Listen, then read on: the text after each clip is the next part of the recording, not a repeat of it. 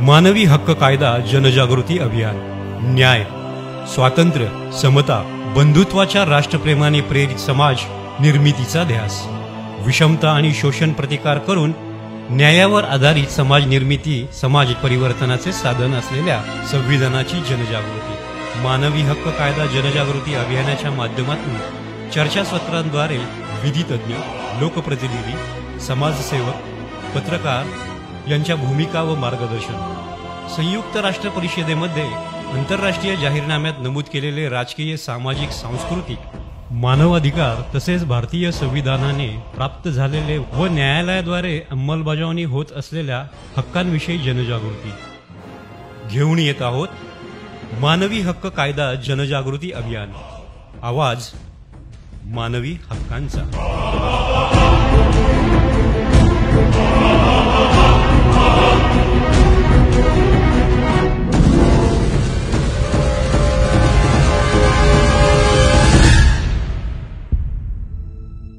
आज आपल्या समोर जागतिक मानवी हक्क जो दिवस आहे त्या संदर्भात बोलणार आहे. सगळ्यात पहिल्यांदा मानवी हक्क संरक्षण आणि जागृती जी समिती आहे त्यांचा मी खूप आभारी आहे की त्यांनी मला इथं इन्व्हाइट केलं. आज या ठिकाणी आपल्या समोर मी त्यांच्यामुळे आलेला आहे. विकास कुचेकर साहेबांचं मी धन्यवाद करेल की त्यांनी मला आज मानवी हक्क याच्यासाठी बोलण्याचं आमंत्रण केलंय. साध्या भाषेत स्टार्ट करतो. सवेरे तोज दोफे में गोश शाम में बेहोश अशी एक मुस्लिम समाजात म्हण आहे.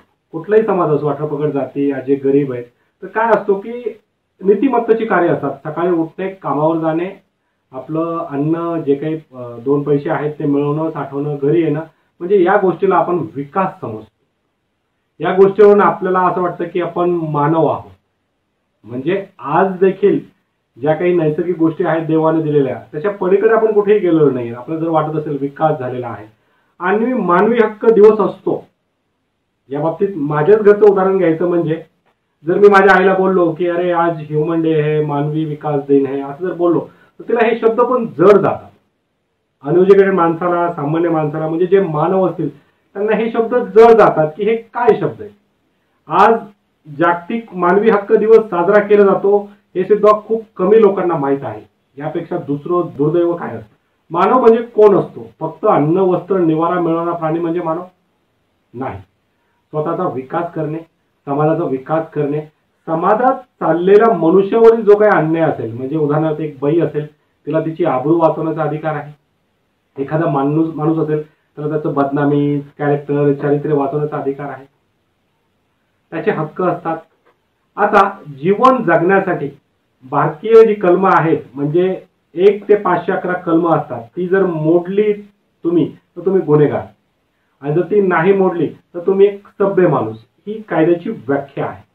परंतु ते राईट्स, ते हक्क, ह्या गोष्टी आपल्याला माहीत होत नाहीत. आपण काय विचार करतो की ते वकिलांचं काम आहे, ते डॉक्टरचं काम आहे, ॲन्युअल्स बघून घेऊ. परंतु जर आपल्याला मानवी हक्क समजून घ्यायचा असेल एखाद्या सामान्य माणसाला, अनएज्युकेटेड माणसाला, तर त्याला पहिल्यांदा दुसऱ्या माणसाप्रती प्रेम, जिव्हाळा हे ठेवणं आवश्यक आहे. तुमच्या मानवी हक्काची सुरुवात पहिल्यांदा इथं होईल. आमच्या कायद्याच्या डेफिनेशन मध्ये ह्युमन राईट्स म्हणजे मानवी हक्क म्हणजे काय की जी घटना आहे, जे कॉन्स्टिट्यूशन आहे, IPC आहे, CRPC, या कलमांचं पालन करणं म्हणजे मानवी हक्क. एक सामान्य माणूस पोलिसांकडे जातो, त्याला एखादी कंप्लेंट द्यायची असेल तर त्याला स्वतःचीच कंप्लेंट देताना त्रास होतो. पण समजा त्याने रस्त्यामध्ये एखादं भांडण बघितलं, एखादी काही वाईट गोष्ट बघितली, कुठे ड्रग्स आहे, कुठं गांजा आहे, किंवा एखाद्या माणसाला निष्पाप मारतायत, कोणी 4 लोक मारतायत, तो बघतो, तो पोलिसांकडे जाऊन ती गोष्ट सांगतो.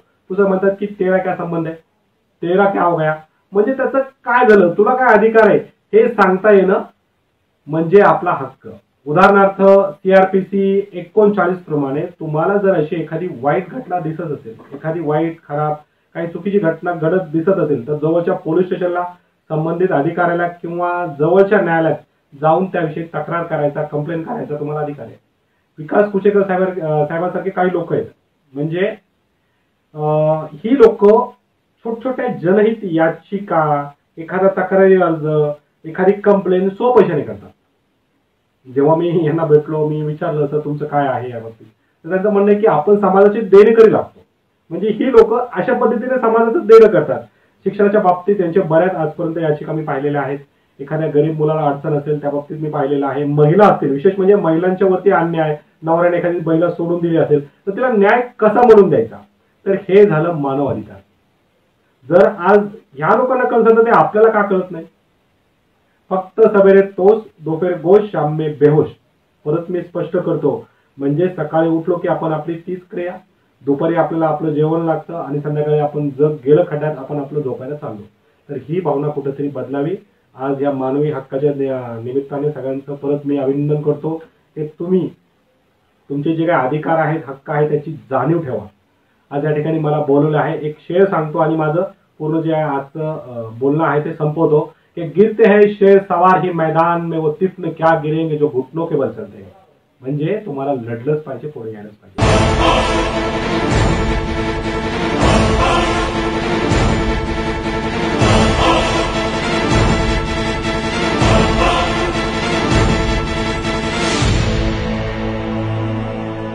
मानवी हक्क कायदा जनजागृती अभियान.